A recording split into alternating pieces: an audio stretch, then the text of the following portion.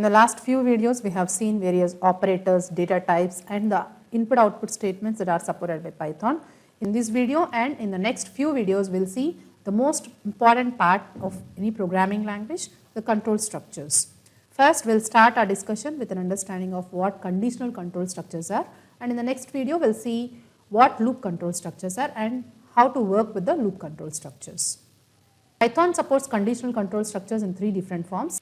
Using the simple if structure, it is possible to execute the given set of statements conditionally. Using the if-else structure, it is possible to select one of the given set of statements, and if you would like to select one of the multiple options, then you can use if, elif and else structure. So now let's see how to make use of these conditional control structures with the help of some code snippets. Assuming the variable marks, which stores the value of marks of a student. And now, depending on the value that is stored in the marks variable, so I need to process it. So consider, for example, so if the marks of the students are greater than or equal to 40, then I wanted to display the result of the student as pass.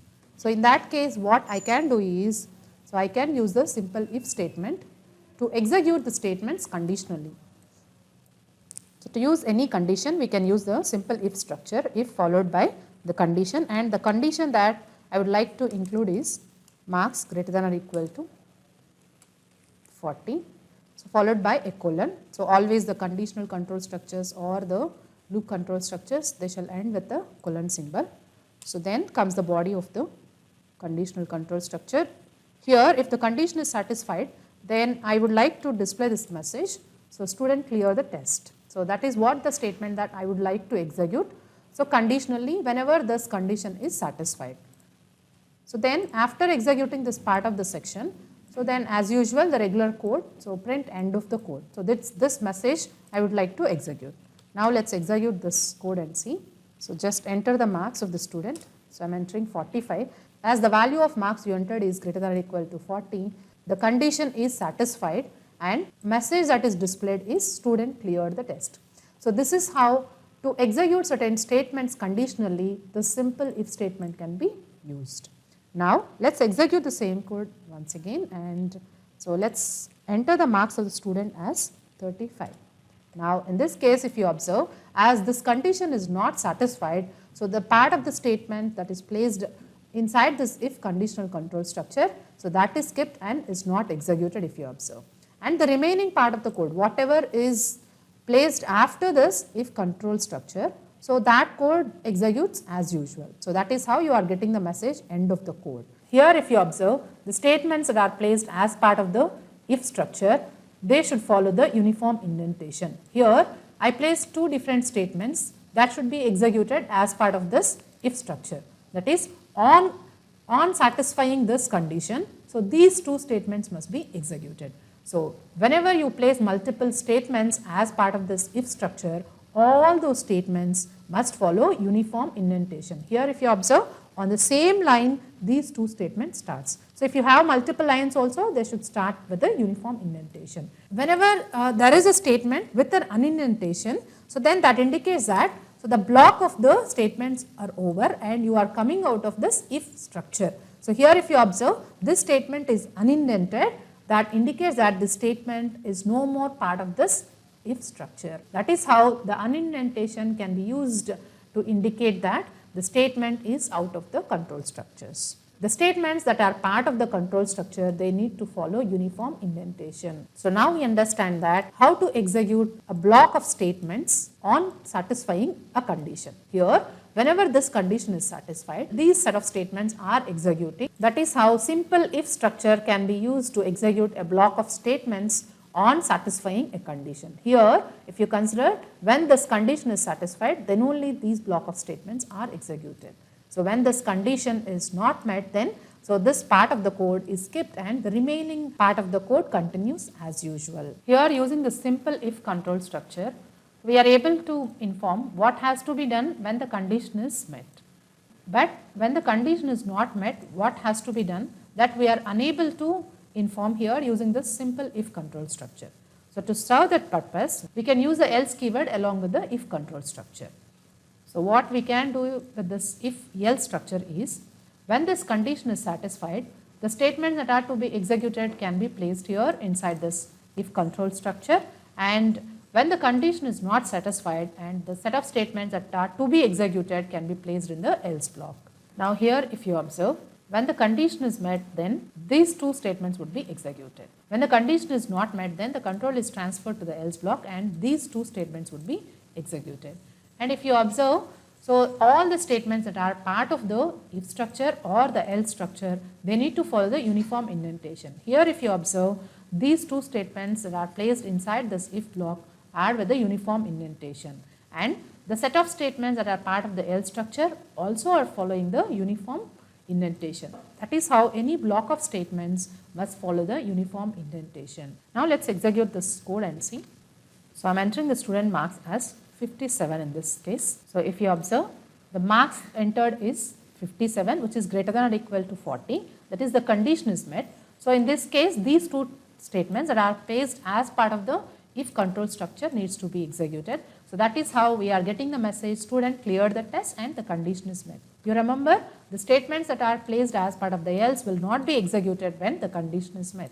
So that is how this code block is completely skipped, and the statements that are placed after this else block are continued to be executed. Let's execute the same code once again with a different set of inputs. Now in this case, I am going to enter the marks as 25. So here if you observe, the marks you entered is 25, which is less than 40.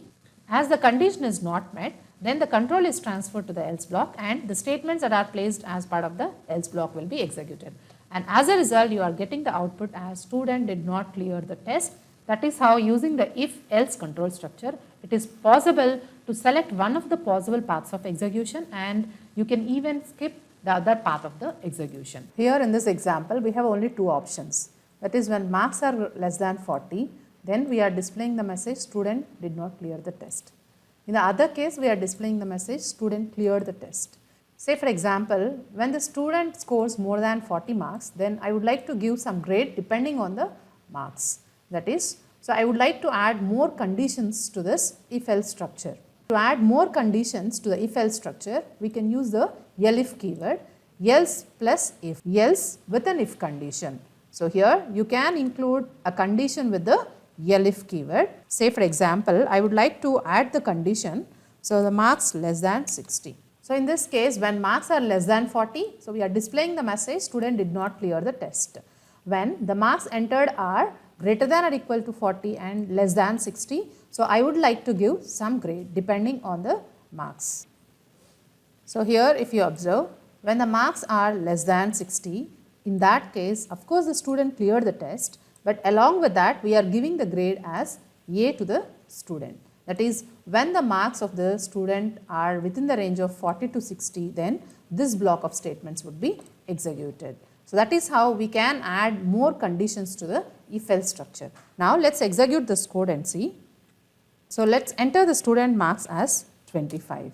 So in this case, always in the if-else structure, so the control starts executing from the first condition. Here marks are less than 40. So the marks you entered is 25, which is less than 40, it's true. So the block of statements that are associated with this if condition has to be executed. So as a result, you are getting the message student did not clear the test and end of the if block. So now let's execute this code with a different input.